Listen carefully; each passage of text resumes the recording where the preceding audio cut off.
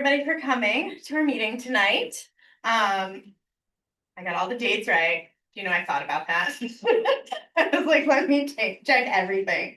We're gonna start by, I'll say, you probably notice our agenda looks a little bit different tonight. We usually have our presenter first, but since our presenter is Eileen, we want to give enough time for her to do the director's update and her presentation.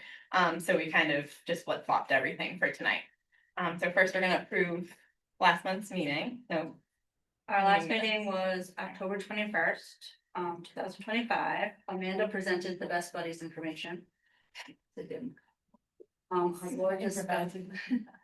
discussed SSELAC events, Unified Day, the CPR first aid classes, positivity showcase, the special education workshop, and then Mr. Crudele updated and we had open forum. Great job. Sounds great. Thank you. Was it the business, the workshop? One of us. Yeah, you should. So from the old business, it was just that we had the workshop. The workshop was the week of our last meeting, right? It was like that Saturday, I think. Yeah. Something. Yeah, I think it was the Saturday. Yes. 25th, sorry. And so I put on this agenda what the agenda for the workshop said. It was a 2-hour long workshop, and there was a lawyer that started who went over the regulations and processes, and he spoke for the first hour and a half. So we weren't able to go over too much else. Eileen was able to show some of the programs and the supports throughout each of the 5 schools, but we didn't have time to go over the district performance things, the special ed budget. It kind of ended with, at that point, like if people had questions, they could reach out to Eileen, they could send her some emails.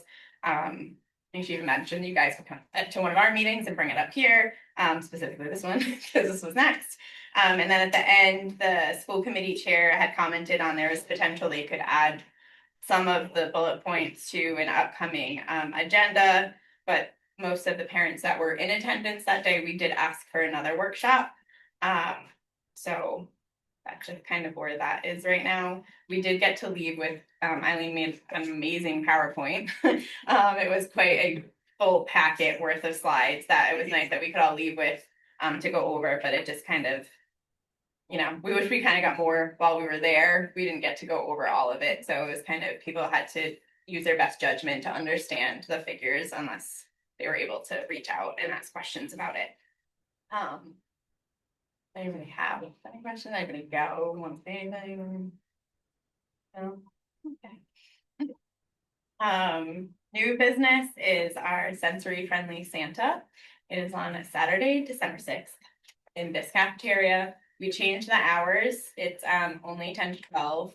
I talked to Kristen Ward about it because it was originally 9 to 12, but we've noticed with a lot of the events, like the lengthier they are, they kind of like dwindle at the end. So we just made it a little bit later because we also noticed that people weren't coming right at the beginning either. So we just shifted the times a bit.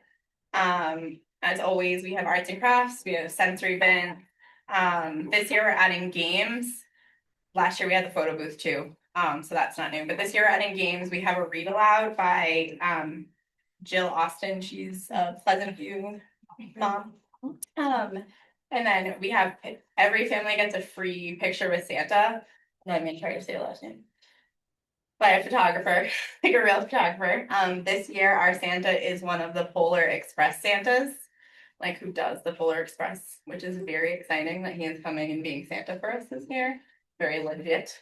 Very fancy. And he's really excited to what we do for our event. So you will see the flyer will be going out. It's already made, but it will probably be going out between tonight and tomorrow night. We just wanted to get through today's meeting first. What time did you say this? The event itself is 10 to 12. Here at Smithfield High School? Yep. Yes, in the cafeteria. And what time do you want to set up? Oh my God, I feel bad. I know you right now. Oh, Finish the goodness post. gracious. I can improvise for you too. I got you. I had talked about coming in, like just having the doors open at 8:30 so we can get here between 8:30 and 9. It really, the setup is just lengthy because there's so many pieces, well, balloons, and then So- setting up the photo I booth, love a good. setting up the Santa space. But I did talk to the principal here and let her know that we use the cafeteria, but we also use like the hallway as well, just in case somebody was trying to come over here at that time. But yeah, so we have Ability Bridge is gonna be having some volunteers, but if anybody wants to come help set up, they love the help, please, you will be here. Or you'll be at work, actually. But yeah, let us know if you would like to volunteer. The Ability Bridge, do you have anything? Sure. So Ability Bridge, you can find us next. We'll be at the All It Up Parade. We're actually partnering with the high school's Best Buddies program. So that's going to be our first event that you can find Best Buddies in. For Best Buddies at the high school, we just finalized our board. So we have a board so we can get things up and running. We also just finished up our first fundraiser, which was kind of short.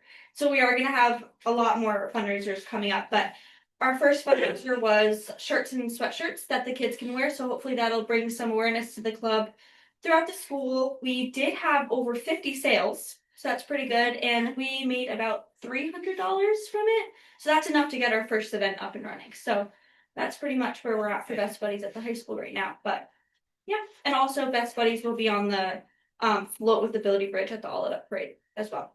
I don't know if I Who's on the board? The board is, so for president, I'm the president. The vice president is Deirdre Wood. Treasurer is Tammy Bosch. Secretary is Olivia Morissette. And then we have we're not really sure what we're gonna call this title yet, but kind of like a business relations officer is gonna be Victor Torres. Oh, nice. So, yeah. Perfect. Good, good. Love it. That's all I got. So you got. Oh, Good they stuff. don't- They don't, No, no, no. right. That's what's on you. It's me. Oh, yes.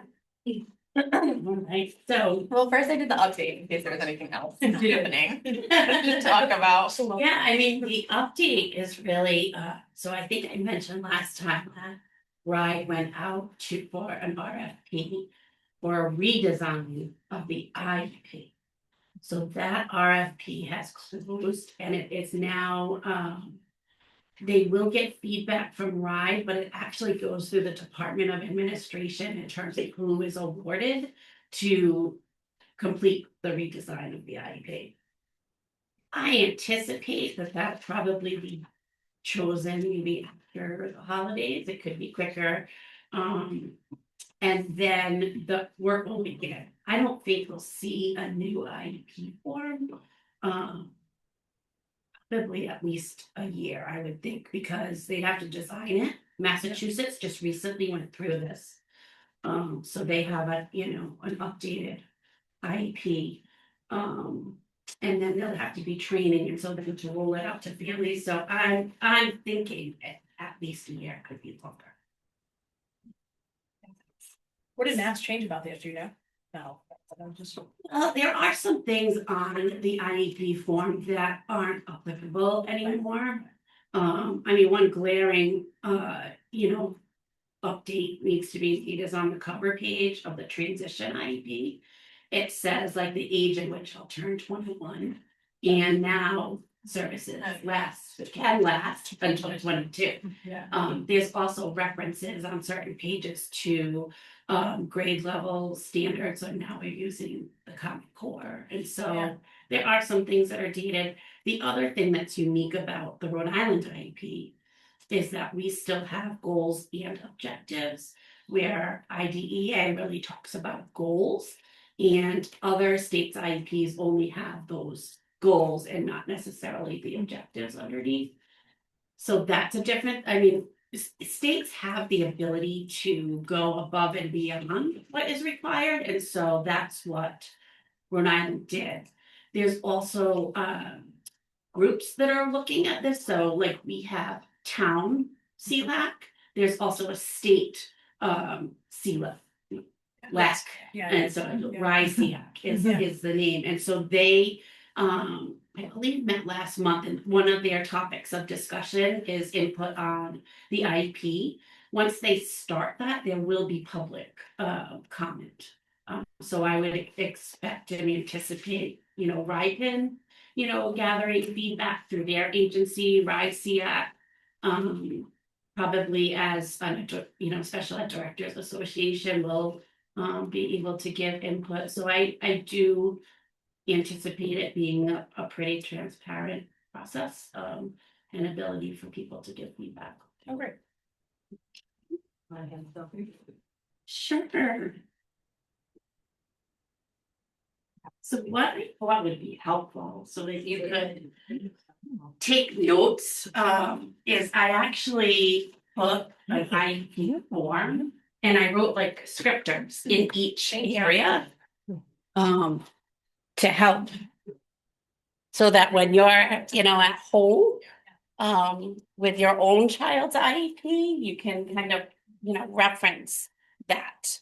I did put a disclaimer on the front, and it's just that this information isn't taken from actual IEPs, that it's, short summaries of the explanations and not limited to what I have. So everybody's IEP is different.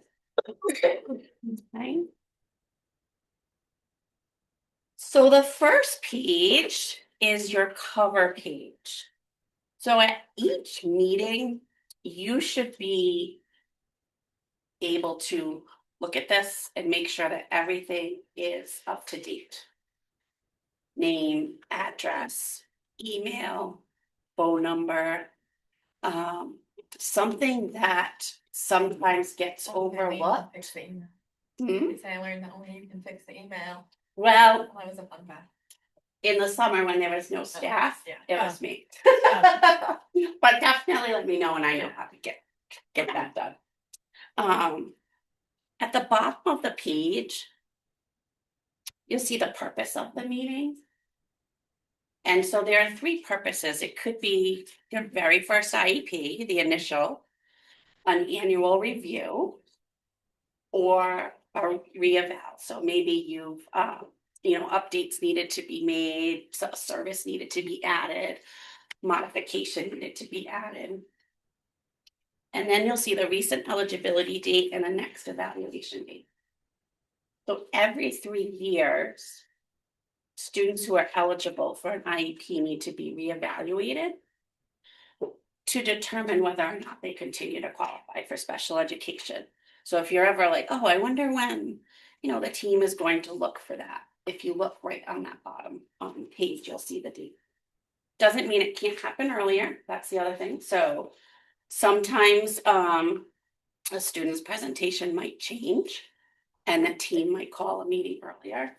You could have one, if a student is close to the age of 9 and is first made eligible, you'll have another reevaluation once they turn 9 if they're eligible under the category of developmental delay.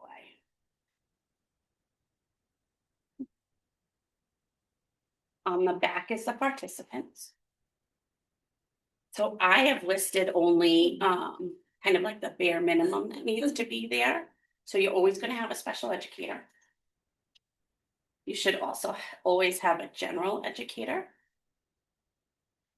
the parent, and then an LEA.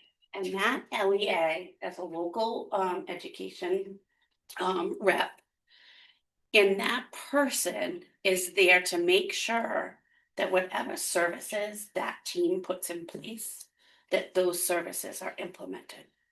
And that if something is needed, that person can allocate those resources to get those services.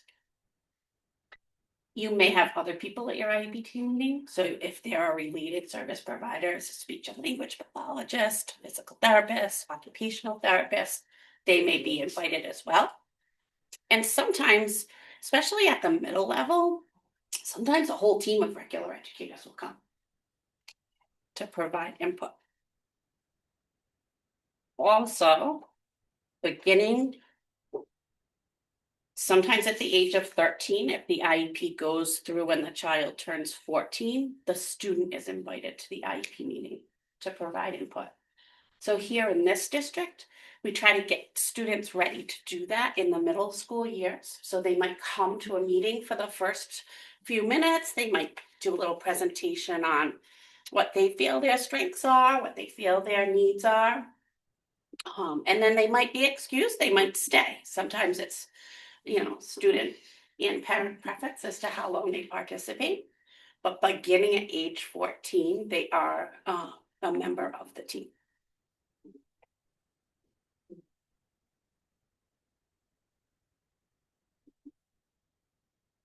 On the next page, and I broke it into two, actually it's on the back too. This is what we call the present levels of performance. And the top section is functional performance. And at the bottom is academic performance. There should be information in each section. The functional performance are all of those skills that students use during the day to participate in school. So it could be organization, could be communication, could be daily living skills. And then the bottom is only academics. It's possible that though there are strengths listed in one area, there might not be needs. And that's okay, but there should be information under both in terms of school functioning.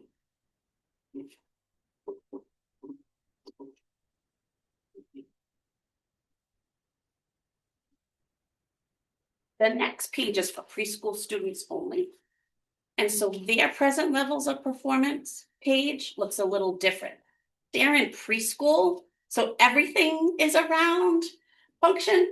And so there is not that academic section, okay? And there should be information based on each domain that's listed in the early childhood standards, and I listed those there. There might not be needs in every single one of them, but there should be information.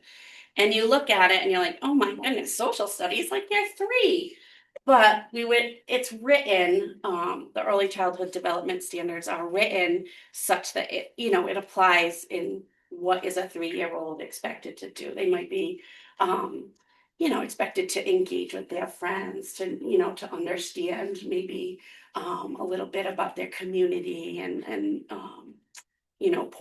contact people to go to. So it is written in those terms and not so much, academic language.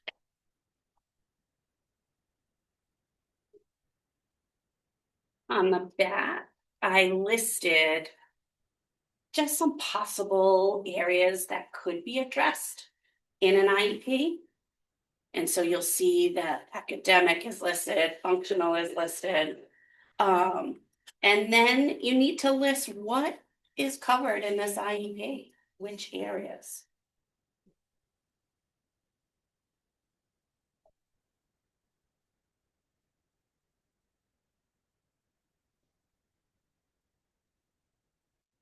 The next page is transition assessments, and this page is only found in secondary IEPs. And so those secondary IEPs start that year that the child is going to turn 14. Okay. We are required to, before each IEP meeting for secondary students, to give 2 transition assessments. At the very young age, those are usually interest inventories. What might a child be interested in? As they get older, you may have what's called a MAPS meeting, which is making an action plan. And that's when the family comes in and you get together and have a conversation about what the child might be interested in doing post-secondary. Or you could also have what's called a path meeting. And that could be, and it's a very visual meeting where families are invited and it's facilitated usually by somebody on the team. And you're kind of mapping out the child's hopes and dreams and wishes for the child. And out of that, comes some transition planning. And that's usually done as a junior or senior. Yeah. The measurable goals are meant to come from the child. So before the IEP meeting, there will be, a conversation with the case manager, with the child, and they'll actually talk about like, what are your plans for the future? Do you plan to go to school? Do you plan to work? Do you plan to go, to certificate program, training program? And what are your goals for independent living? Like, do you plan to have an apartment with friends, live with your parents, live on your own, live in a supported environment? And all of that is meant to come from the child. And for children who may have challenges in communicating, the case managers will do this visually. So students are able to respond either through pictures or through choice boards. And some of the questions might be as easy as like, do you like to work inside or do you like to work outside? Do you like activities that are, social in nature, or do you prefer to work, alone? And so that's part of that planning. And from those conversations kind of come the next steps. Like, how am I going to reach my goal? And some of that is done by the school. So some goals are assigned to school staff. And then some, it might be family. If a child has the desire to get a driver's license, then that might be the family pursuing that. If they're thinking about employment, the team may engage some adult services such as ORS, which is the Office of Rehabilitative Services. Or they might engage BHDDH, which is the Behavioral Health and Development for adults with disabilities. And for students who wish to do some post-secondary things, it'd be important to have the school counselor there so they can make sure that courses that might need to be taken as prerequisites are accessible to the students, so they're able to meet those kind of graduation requirements as well as requirements that might be needed for post-secondary.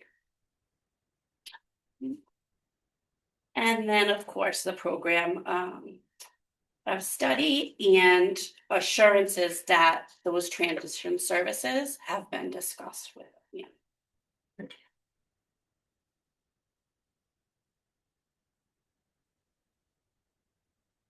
And then we have the goal page, and these goal pages look the same whether it's an elementary IEP, a preschool IEP, or a secondary IEP.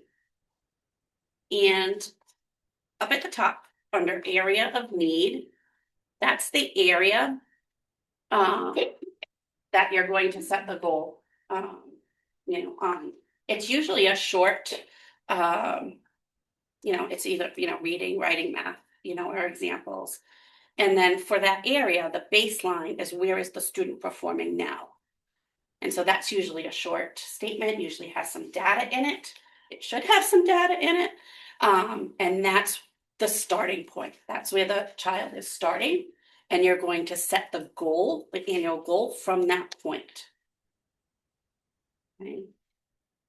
And so when you look down below, and this is kind of the way that our IEP program formats this, but you have a target, and I gave some examples such as, 80 words correctly, will solve problems independently, communicate at writing, and then the measurability. So some examples of how that could be measured.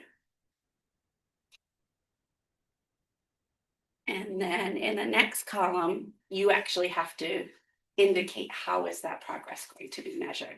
A lot of times one way is through classroom observation. Sometimes there are specific data that's collected and reviewed. So if you're talking about some behavioral data such as organization, you might have a separate chart for that you're collecting data. And then when will the progress be reported? So we have to report progress at least as often as we do for any other child in the school. And so for preschool and elementary, that is trimester by trimester.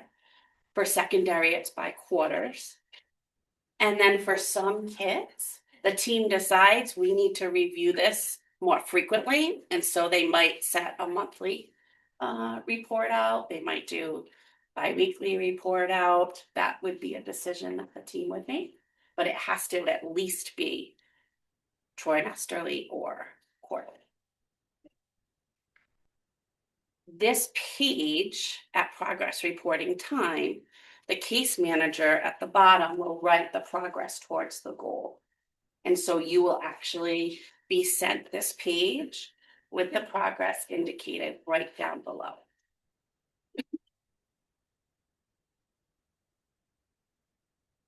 And then the short-term objectives or benchmarks are those little steps that need to be taken in order to meet.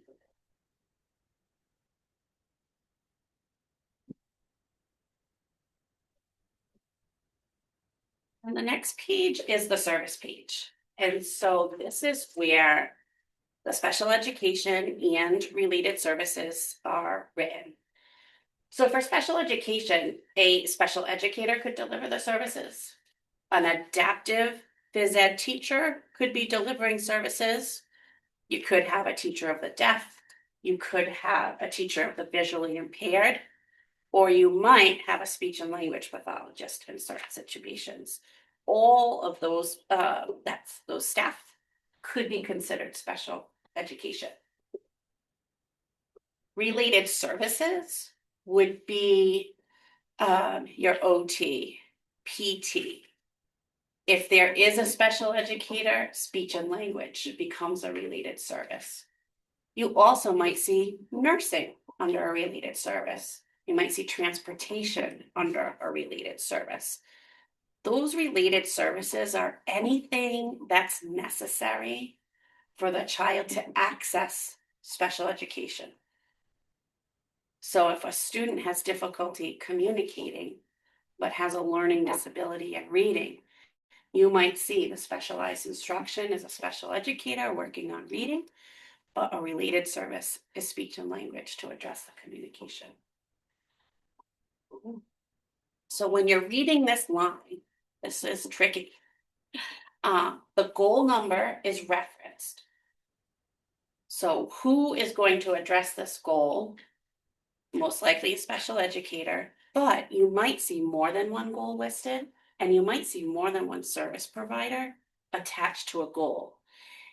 I like it when there's more than one person attached to a goal, because then I know the whole team is working on the same skill. And that's what that means when you see, more than one. Everybody's working on that same area and it's being reinforced. So the provider will be listed. And then you have the frequency. And so when we think about hours in a day, the example I gave is 0.5, because that's, I wanted to start with an easy one. And so 0.5, it's half an hour, right? If we broke that up to 0.25, that'd be 15 minutes. Okay, and then we break up from there into 10 minutes or 5 minutes. Very rarely are you going to see a 5 or 10 minute, because that's really just kind of, that might be a check-in if kids are checking in with their case manager about what homework do I need to, bring home. It might be 10 minutes with an articulation drill, because you're just going to target one sound and you want to do it frequently. So those short periods of time more frequently might be seen in those skills. If you're going to address the reading and math, the team is going to have a discussion about what is taught in the general ed classroom. What does the curriculum look like? So what does a reading lesson look like? What does a math lesson look like?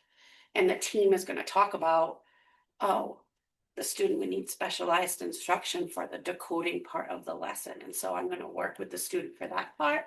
And that's typically 20 minutes. So that's how those decisions are made. You typically won't see service that's more than what's allocated to a general ed child. So if their math, if they had math for 60 minutes, 30 minutes of that is whole group, then you might only see 30 minutes of specialized instruction, because you don't want students to miss what's happening in the general ed class. The researchers found that actually creates larger gaps. And so we want to look at those times when it would be appropriate to deliver that specialized instruction in the class and not have them pulled out and missing what's going on. And then the same is for related service in terms of the time. You will see the beginning and end dates are split between the start of the school year and the summer months. If a student had summer services, you would see that it was checked for extended school year, and there would be a time listed there as well.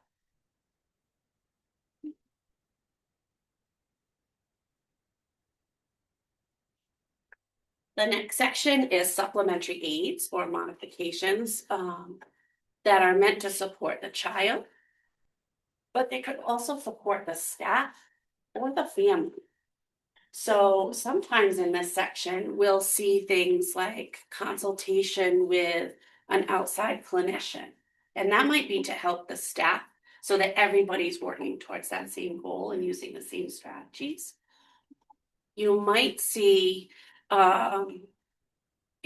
speech and language therapist to consult with the parent, regarding maybe some assistive technology. And so part of this is, if parents need support, we need to design plans so that parents can get that support and training, so that parents can address the same things at home as well.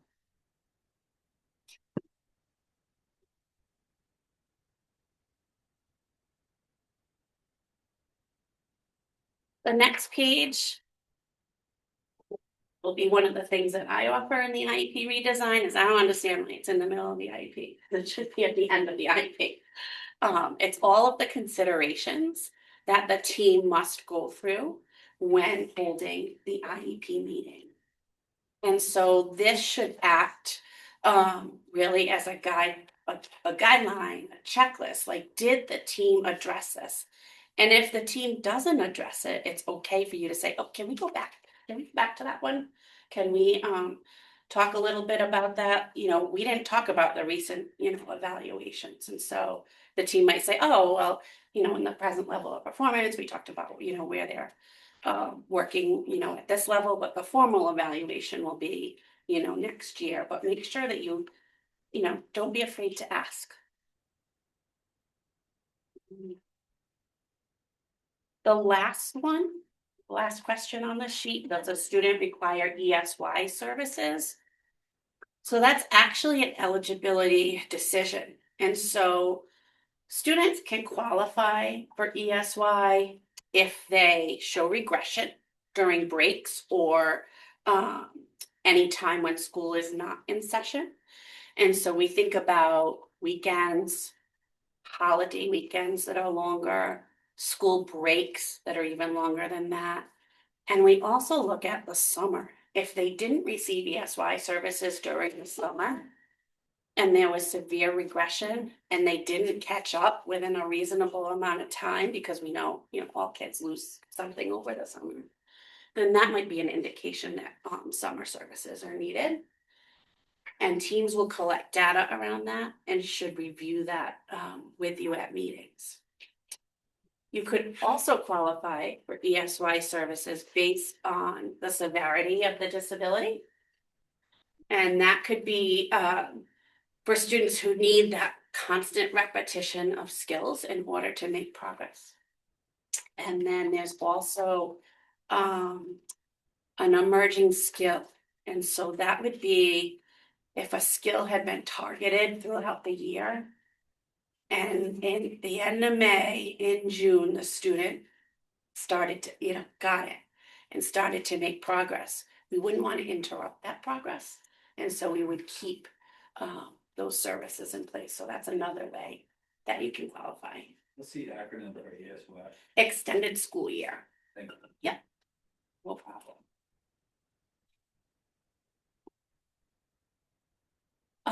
When we think about the personal literacy plan, just up above that question, so when this IEP form came out, there was a mandate by RIDE that every child has a personal literacy plan. It was actually a different form. It was a separate form. Now you would still have a personal literacy plan if you were below grade level in reading, but the IEP and the IEP goal might act as your plan. So if you see that and teams are checking, yeah, they have personal literacy plans because the IEP is addressing reading. The individual learning plan is for students grade 6 and above. So it would not be for elementary or preschool. I mean, does that replace anything? The ILP, or is it just an addition? It's just an addition, yeah, so every student, whether they have an IEP or not, have an individual learning plan once they start grade 6. And here, oh my goodness, I am gonna blank on the software that we're using. So every kid? Every kid. 6th grade and up. Mhm, Okay, then you have it 6 through 12? yes. Okay. Mhm. Yep. Thank you.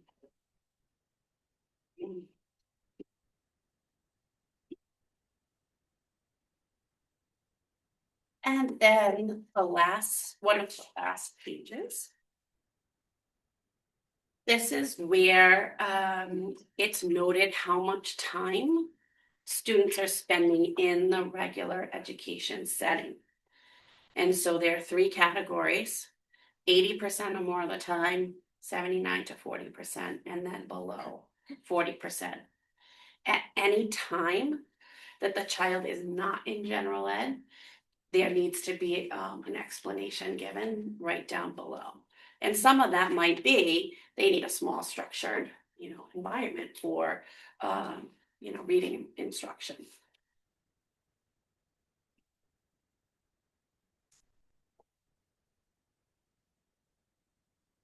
And then the bottom is the district-wide assessments and state assessment accommodations. And so as a district, I'm sure you're familiar with, we give STAR reading, we give STAR math. Some teachers might use some curriculum-based measures, or it might be an end of the unit test. And so what modifications or accommodations need to be given? If there's something that's given in school that typically is allowed during a state assessment. So, a lot of things that we'll do are, graphic organizers. For state assessments, we have to use RIDE approved graphic organizers, but those are still allowed. They've changed RIDECast so that a lot of the accommodations are standard and don't need to be in an IEP. So that small group assessment, breaks, extra time doesn't need to be noted any longer because it's an accommodation that's available to anyone. If a child needs over the time and a half, then that might go here. So if you had an hour to take an English assessment, you're actually allowed an hour and a half, time and a half. But if you need 2 hours, then that might be written because it's over and above what everybody else would get.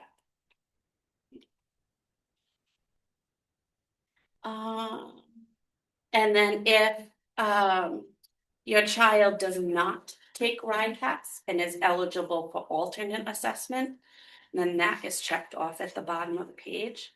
That is also an eligibility decision where the team will get together and there's actually a series of questions that the team has to go through to determine that eligibility.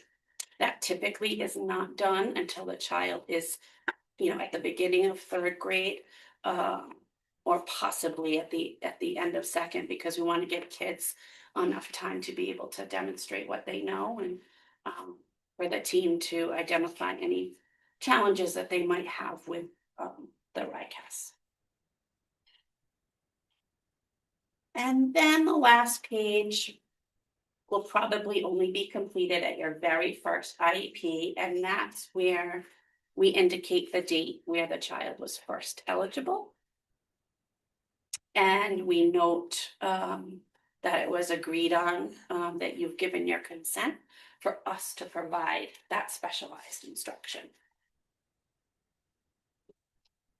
And then the information for parents. So at least once a year, you should be given the opportunity to get a copy of your procedural safeguards, which are your rights as a parent. And that could be like a whole other topic, like a whole other night in terms of what is included in that. And it outlines, when those are given. I know a lot of teams will ask, several times a year, do you want a copy of those procedural safeguards? And those outline what you can do if you disagree with the team, but certainly we could go over that another time. Does anybody have any questions?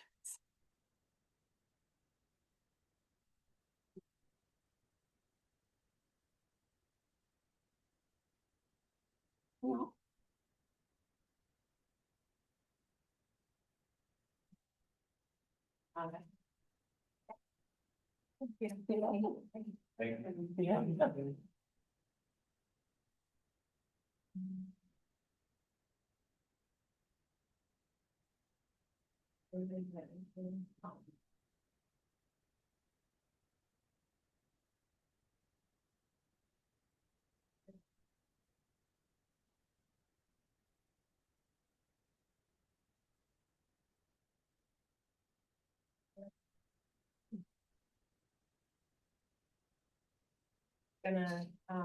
That's the end of our actual agenda. We put family to family discussion in case family or parents wanted to kind of like talk to other parents. If they had other questions, or obviously if there are questions specific to your IEP, those we're gonna direct you to Eileen, like very specific. Because every kid is very different. Well, yeah. But I'm saying tonight, if you have the very specific question, she would be the one to talk to, because every child is very different. I have and I am an admin in a school, and I read and deal with IEPs all day. I help write IEPs all day long. So I have a unique perspective too in looking at them. But again, I know how every child is so different, and the goals are, you can write one goal and it means completely different things for every child that is going to the same goal. So yeah, so that's all we got. If anyone wants to say chat, you can. If not, things coming. And we will probably be asking you to do the procedural safeguards at some point. And then, We talk about it all the time. next meeting, we have Attorney Ellen Seidman. She's well known in Rhode Island Special Needs Facebook page. She's gonna be talking about IDA and what IDA is. So that will be helpful, because everyone has an acronym, and what does that mean? So I know your rights and knowing what IDA is and your rights as a parent. So that's in January.